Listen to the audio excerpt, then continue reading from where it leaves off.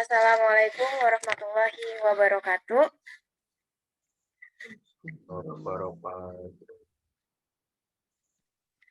Waalaikumsalam warahmatullahi wabarakatuh. Kami dari kelompok 3 pada mata kuliah belajar motorik dengan dosen pengampu Dr. Apta Milsi Dayu, Master Olahraga, AIFO. Dari kami kelompok 3 ada teman-teman saya, pertama Dedi Lestari, yang kedua Nabila Yulia Andini, saya sendiri, yang ketiga Taufik Hidayat, yang keempat Putra Septian, dan yang terakhir Adian Fahrul Fanani. Oke, sekarang langsung saja ke pembahasan materinya.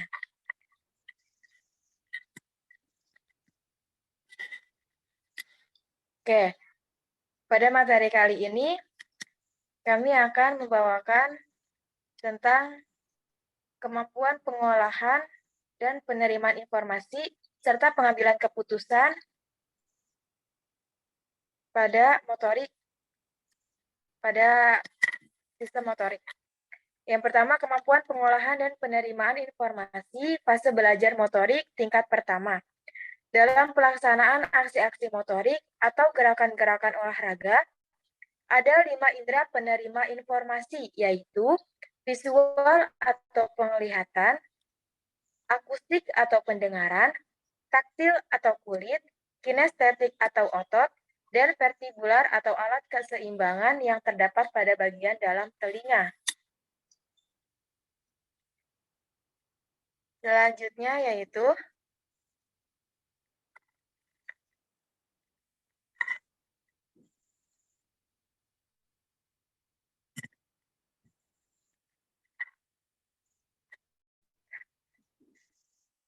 slide selanjutnya yaitu kelima indera penerima informasi ini tidak hanya berperan dalam penerimaan informasi tentang apa dan bagaimana suatu gerakan harus dilaksanakan, tetapi juga berperan dalam penerimaan feedback. Feedback yang dimaksud adalah tentang gerakan yang sedang berlangsung. Misalnya, apakah kekuatan yang diperlukan untuk melaksanakan suatu bentuk gerakan sudah cukup, kurang, atau berlebih dapat dirasakan oleh otot. Otot-otot sebagai alat analisis melapor ke pusat susunan syaraf. Informasi ini akan diolah oleh pusat susunan syaraf, yang kemudian memberikan perintah untuk penambahan atau pengurangan kekuatan. Berdasarkan feedback ini, dapat dilakukan pengendalian dan pengaturan gerakan-gerakan yang sedang dilakukan. Misalnya, pengaturan tentang impuls kekuatan, pengaturan dan pengendalian arah gerakan, dan sebagainya. Jadi, kelima indera penerima tadi setelah mendapatkan informasi, mereka berperan dan juga dalam penerimaan feedback. Setelah mereka berperan dalam penerimaan informasi, mereka juga akan berperan dalam penerimaan feedback, yang kemudian feedback yang dimaksud adalah gerakan yang sedang berlangsung. Jadi, ketika feedback yang dirasakan akan diolah, apakah itu cukup, kurang, atau berlebihan terhadap otot. Selanjutnya,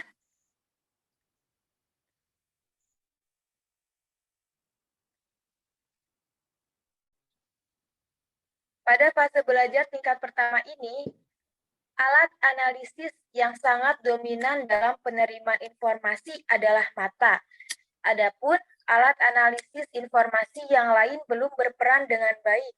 Oleh karenanya, dalam memberikan informasi tentang apa dan bagaimana gerakan yang akan dilakukan, sebaiknya selalu diiringi dengan contoh-contoh melalui demonstrasi gerakan. Oleh karena mata adalah alat analisis yang sangat dominan dan yang berperan penting, maka dari itu sebaiknya dilakukan beberapa contoh sebelum memberikan informasi agar informasi itu bisa diolah dengan baik pada fase belajar tingkat pertama ini.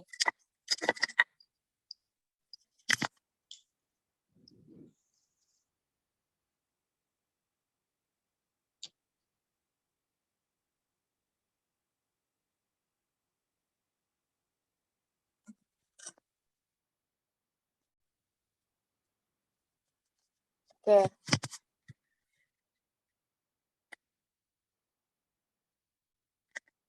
Ini slide ke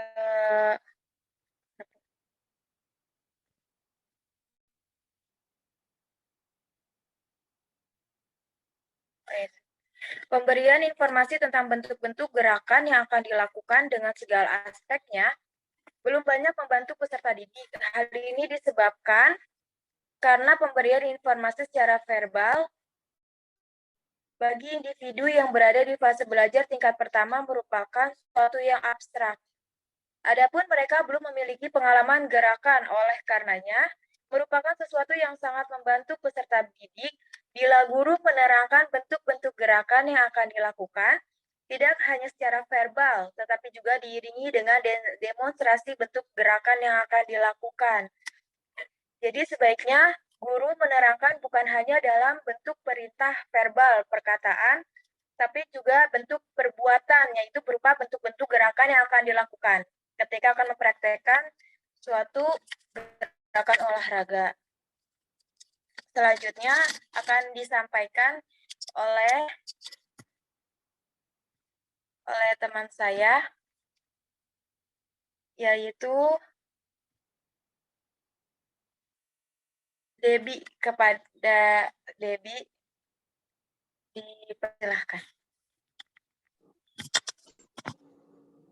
Terima kasih Nabila.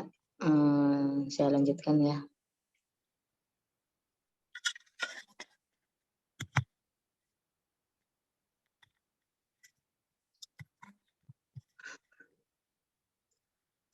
Individu yang berada pada fase belajar tingkat pertama ini belum memiliki kemampuan yang baik dalam penerimaan pengolahan informasi. Akibatnya sangat sedikit terjadinya pengendalian dan pengaturan terhadap kesalahan-kesalahan gerak yang terjadi. Maksud mungkin dari kalimat ini, seseorang karena berada fase belajar atau pertama, mungkin mereka tidak disebutnya, tidak selancar atau ahli-ahli yang sudah berpengalaman. Karena ini proses pertama, dia seseorang akan beradaptasi dulu dengan apa yang mereka miliki, apa yang mereka rasakan, apa yang mereka dapat informasikan, dan apa yang mereka pikirkan. Jadi kalau yang pertama ini, seseorang itu nggak bisa langsung jadi ahli atau mudah dipahami gitu kan. Dan dia berpikir terlebih dahulu, beradaptasi dahulu. Oke, materi selanjutnya, tolong. Ada materi pengambilan keputusan fase belajar motorik tingkat pertama ini. Di dalam fase belajar motorik tingkat pertama, pengambilan keputusan belum sepenuhnya tepat karena indera penerima informasi belum maksimal dalam memusatkan data serta data yang diambil oleh indera masih abstrak atau belum terlihat jelas atau belum dirasakan jelas. Oleh karena itu, dibutuhkan bantuan dari guru sebagai pemberi perintah dan pemberi contoh dalam melakukan suatu gerakan. Jadi mungkin maksud dari halaman ini, seseorang belum bisa mengambil sepenuhnya keputusan itu secara tepat. Karena dari kelima indera ini, dia masih harus beradaptasi dulu, mempelajari dulu. Jadi nggak langsung bisa paham. Oke, lanjut.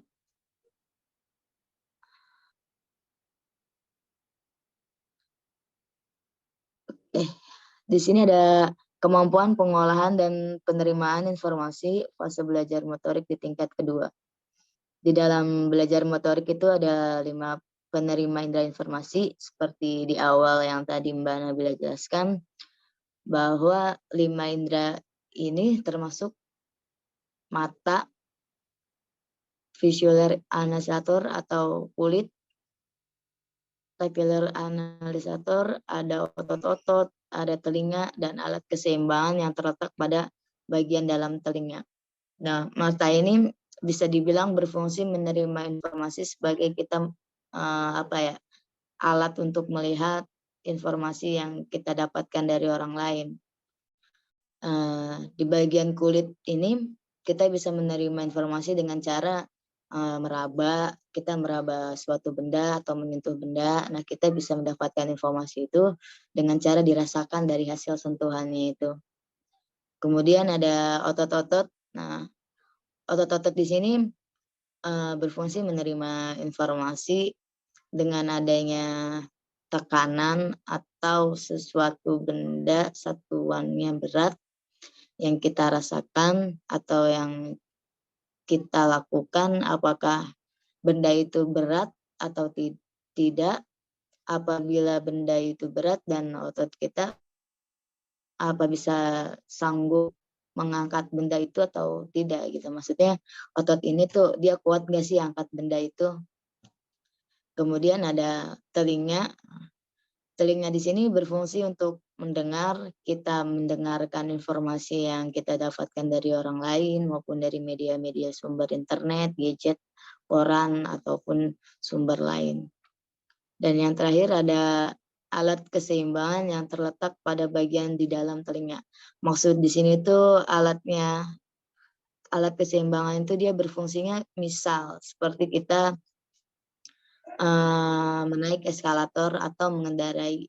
Nah, di situ kita harus menjaga keseimbangan kita dengan cara mengendarai tersebut, gimana supaya kita mengendarai itu tidak jatuh. Itu berfungsinya untuk menjaga keseimbangan. Oke, dari sini penjelasan saya akan dilanjutkan oleh Taufik.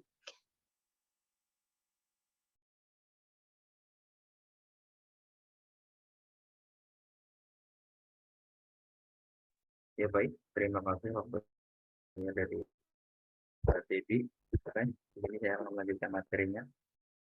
Materi selanjutnya adalah kelima indera penerima informasi tersebut dikelompokkan dalam dua kelompok, yaitu satu yang pertama alat penerima informasi dari luar, yaitu informasi yang datang dari luar atau lingkungan si pelaku gerak itu sendiri, diantaranya mata, telinga, dan kulit.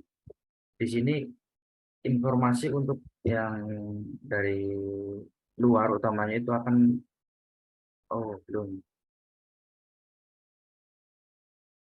maaf kembali ya, terima kasih.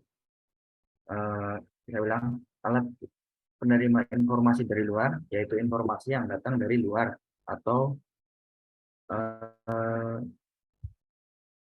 dari lingkungan si pelaku gerakan itu sendiri, diantaranya mata, telinga, dan kulit. Contoh salah satu yang penerima rangsang dari luar yaitu mata, telinga, dan kulit. Selanjutnya diteruskan ke penerima rangsang dari bagian dalam. Yang selanjutnya nomor 2, alat penerima informasi dari bagian dalam yaitu informasi yang berasal dari dalam diri si pelaku gerak itu sendiri tentang jalannya gerak, baik yang sedang berlangsung diantaranya otot dan dinamistator. Oke, next.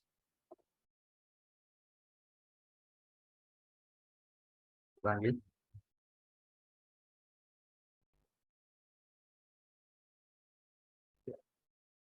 Kemampuan di dalam penerimaan dan pengolahan informasi tentang jalannya suatu gerakan pada fase belajar tingkat kedua ini ditandai dengan semakin meningkatnya peranan indera penerima informasi terutama melalui otot, alat penerima informasi dari dalam, memungkinkan banyak informasi gerakan yang dapat diterima dan disampaikan serta diolah pada pusat susunan saraf. Terjadinya pengulangan dan latihan pada fase belajar tingkat pertama serta pengulangan dan latihan fase tingkat kedua ini memberikan variasi pengalaman motorik yang akan disimpan pada pusat ingatan motorik.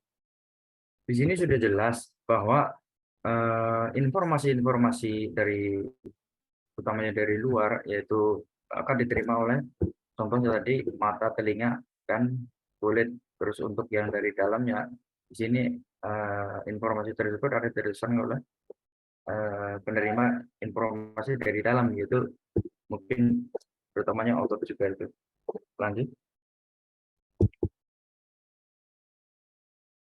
Next. Meningkatnya pengolahan informasi di tingkat kedua ini memudahkan si pelaku gerakan mengkonstruksikan atau menyusun program gerakan. Terlebih sebelumnya, aspek yang dipelajari sudah diulang pada fase belajar tingkat pertama. Gerakan yang memiliki kesamaan pada pusat ingatan motorik akan dipanggil dan diaktifkan kembali, yang dinamakan ini memungkinkan pengendalian dan pengaturan jalannya suatu gerakan berlangsung dan dalam waktu yang singkat. Terima kasih, itu dari saya. Selanjutnya materinya akan dilanjutkan dari Mas Putra.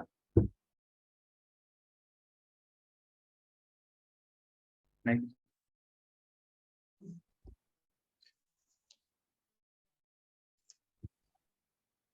Ya, terima kasih. Untuk materi selanjutnya akan saya lanjutkan. Pengambilan keputusan fase belajar motorik.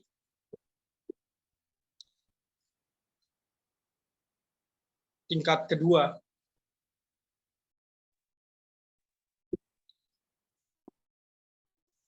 Pada fase belajar tingkat kedua ini, pengambilan keputusan dalam melakukan gerakan sudah dinilai baik, karena mampu melakukan gerakan yang sebelumnya dilakukan pada fase belajar tingkat pertama dengan lebih baik.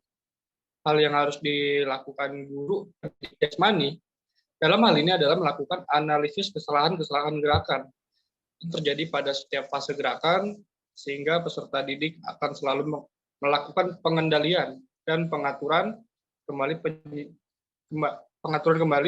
penyimpangan-penyimpangan yang terjadi selama gerakan itu berlangsung.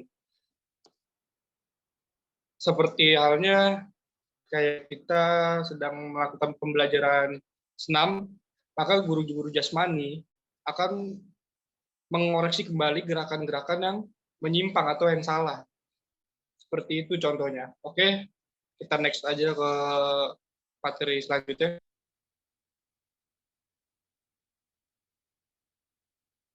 Kemampuan pengolahan dan penerima informasi, fase belajar motorik tingkat ketiga.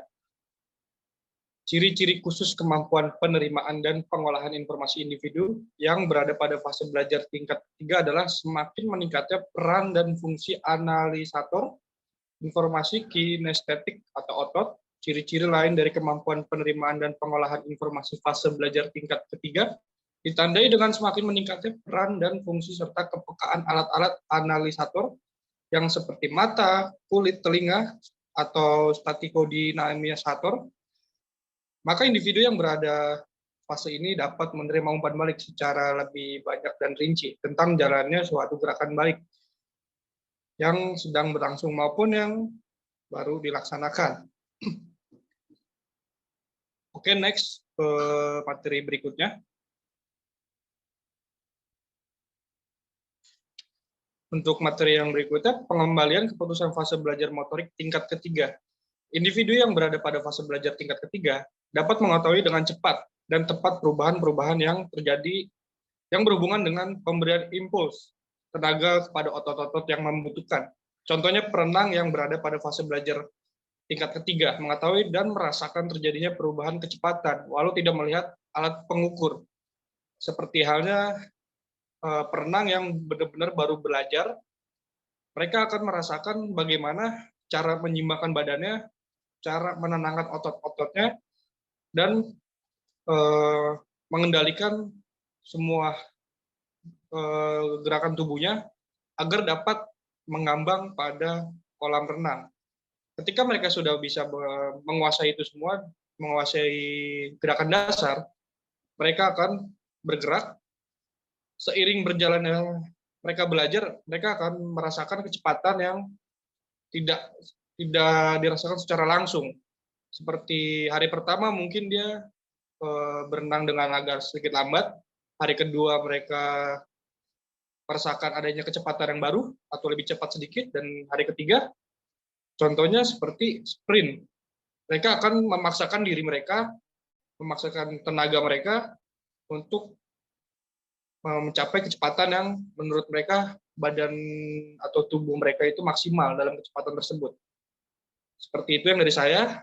Untuk materi selanjutnya akan dilanjutkan oleh Ardian. Terima kasih.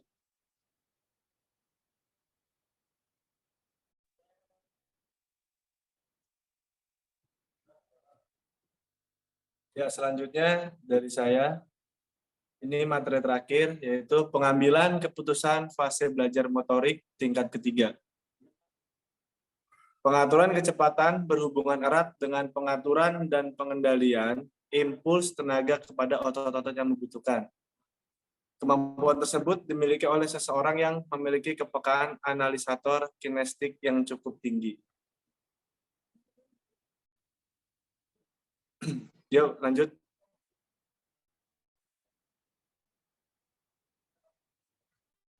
Ya, cukup dari kelompok 3. Ya, baik teman-teman, apakah di sini ada yang mau bertanya? Silakan kalau ada yang mau bertanya.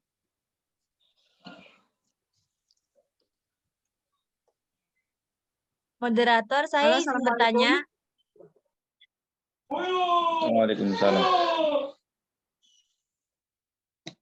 Ya, boleh bertanya.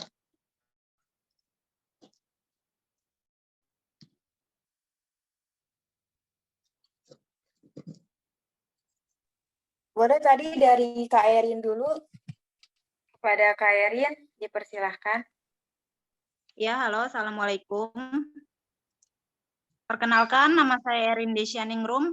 Saya ingin bertanya, bagaimana proses terjadinya pengolahan informasi motorik?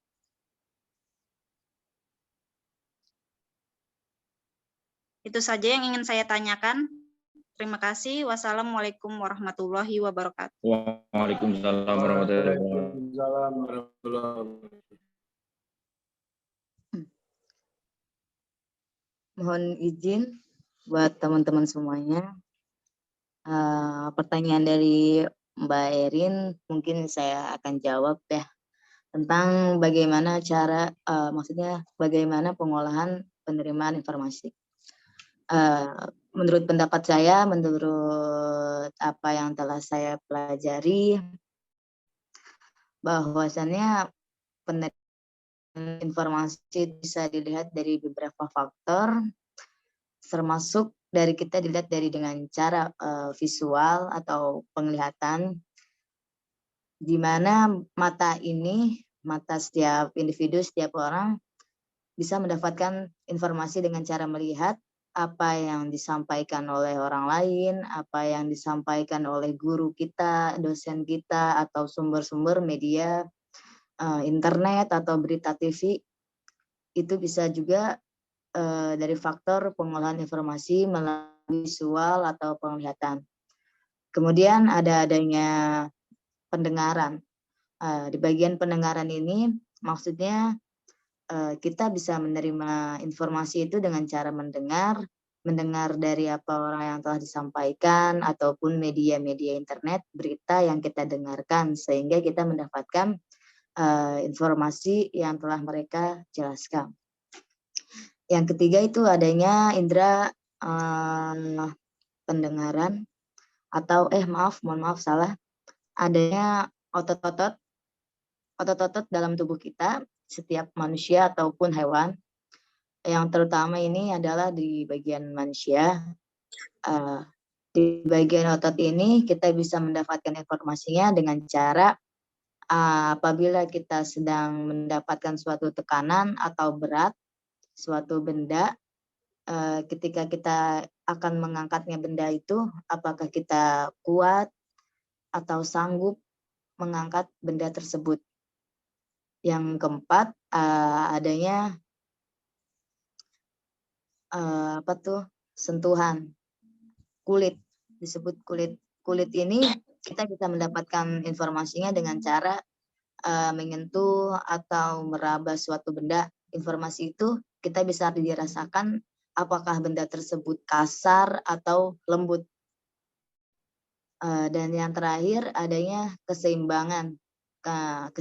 Keseimbangan itu kita terdapat di bagian dalam telinga.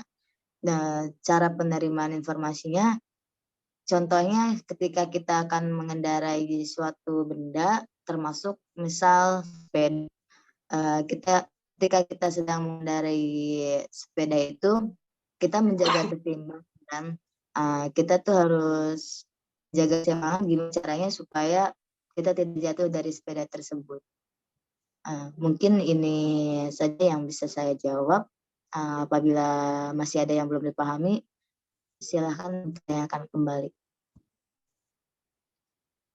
Ya, baik. Terima kasih.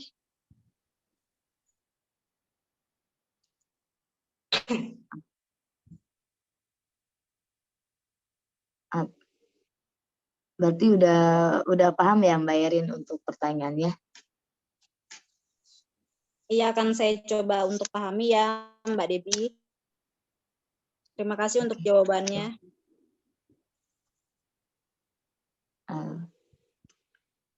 Silahkan, apa masih ada pertanyaan lain? Boleh ditanyakan.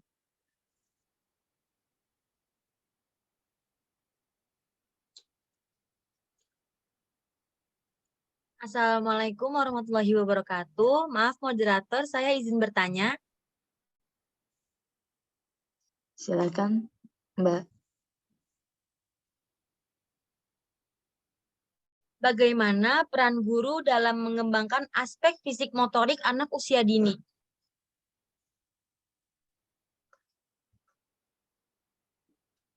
Ya, dari Mbak Erin akan saya yang menjawab tentang bagaimana peran guru dalam mengasah motorik anak usia dini.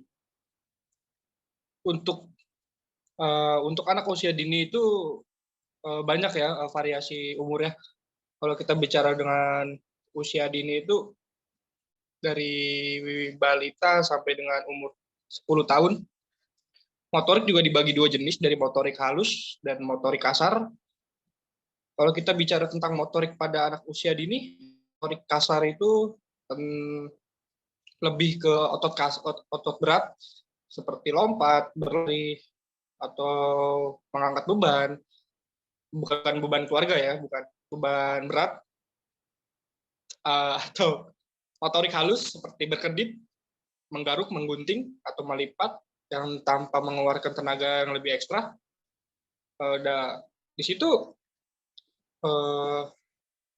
seorang guru atau seorang pelatih mengajarkan bagaimana cara mereka untuk mengendalikan suatu motorik tubuh mereka agar sinkron dengan otak kepala atau otot otak. Karena motorik itu juga bergerak pada perintah otak menggerakkan sesuatu atau mencapai sesuatu dengan tubuh manusia. Dari situ guru juga berperan penting ya sebagai seorang yang mengajarkan atau mengasah aspek fisik motorik pada anak usia dini, seperti halnya tentang olahraga renang. Di umur anak-anak TK, mungkin di umur 6 sampai 7 tahun, mereka untuk otot motorik kasar atau otot besar tentang olahraga renang, mereka tidak akan langsung bisa mensinkronasikan antara kaki dan tangan, ataupun dari kaki, badan, tangan. Mereka itu belum 100% bisa mengendalikan semuanya atau mengkonsentrasikan pada titik tersebut. Lalu bagaimana guru menyempurnakan motorik fisik itu, atau fisik motorik itu disempurnakan oleh guru? Caranya adalah mengasah atau melakukan gerakan yang berulang, seperti lari. Ketika anak balita, mereka akan sempoyongan tuh, motorik mereka tuh belum sinkron. Kayak jalan aja masih mengalami satu hal yang tidak sinkron dengan otaknya. Dan seorang guru yang tadi saya bilang, mereka akan mengajarkan dengan teknik berulang, diulang-ulang terus sampai mereka bisa mendapatkan konsentrasi mereka, mensinkronasikan otak mereka dengan tubuh mereka sendiri. Seperti itu peran guru, itu sangat penting. Sampai sini Erin sudah bisa mengerti atau belum?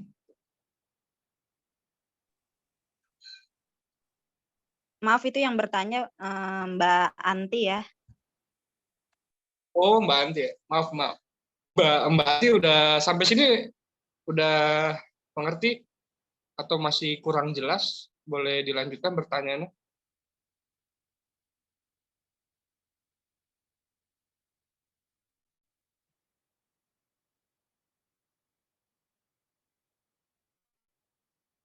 Jika sudah, bisa untuk dilanjut ke pertanyaan berikutnya. Saya persilakan untuk moderator kembali memimpin jalannya presentasi. Terima kasih.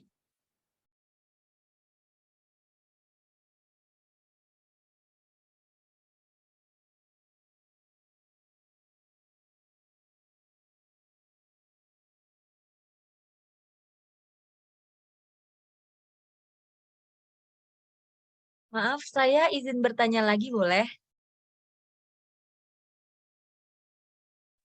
Yo, boleh. Bagaimana seorang balita menerima informasi dan mengambil keputusan? Oh, untuk seorang balita ya. Untuk seorang balita juga yang saya sebutkan tadi, mereka untuk kecerdasan motorik atau informasi seperti itu, sebagai orang tua atau sebagai guru, juga akan melakukan yang namanya pengulangan ya. Karena tidak serta-merta anak balita itu langsung paham tentang bagaimana kita mengasih taunya. Seperti halnya kayak anak balita, kadang kalau kita suruh masuk ke rumah gitu pas lagi main, itu kudu ada banyak pengulangan. Kayak dipanggil sekali, dipanggil 2 kali.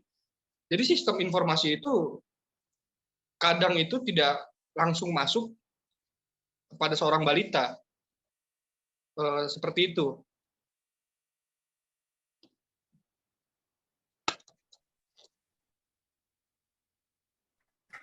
Oke, baik. Sedikit menambahkan bagaimana pengambilan informasi dan penerimaan informasi dan pengambilan keputusan pada seorang balita di usia 4 sampai 7 tahun. Yang seperti kita tahu, balita umumnya belajar pertama dari melihat, ya, kemudian mereka akan melakukan gerakan-gerakan yang sudah mereka terima ketika mereka melihat suatu gerakan, atau mungkin perkataan, ketika mereka mendengar perkataan yang datang dari orang sekitar, maka mereka akan dengan mudah merealisasikan kembali apa yang sudah mereka dapatkan. Oleh sebab itu, sangat mempengaruhi sekali bagi lingkungan si balita tersebut agar informasi yang diperoleh oleh balita ketika dia mendengar sesuatu, mungkin dari kita yang di lingkungan tersebut lebih harus menjaga, ya, sehingga si balita ini tidak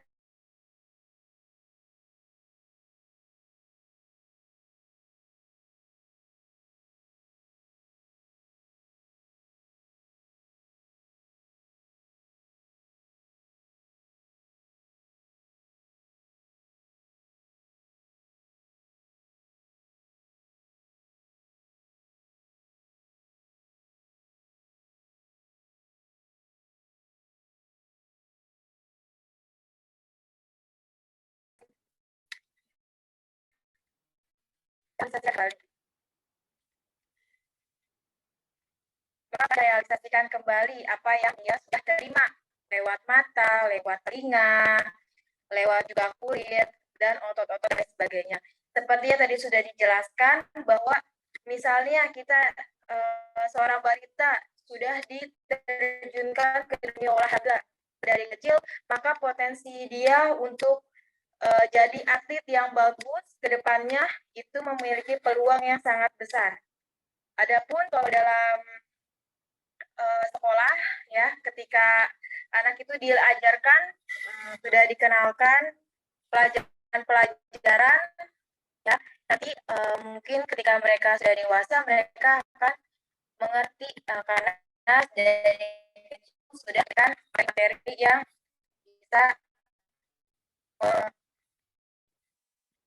yang bisa melatih motorik tersebut. Jadi pengambil informasinya kurang lebih seperti itu. Yang pertama dari mata, telinga ya, pendengaran.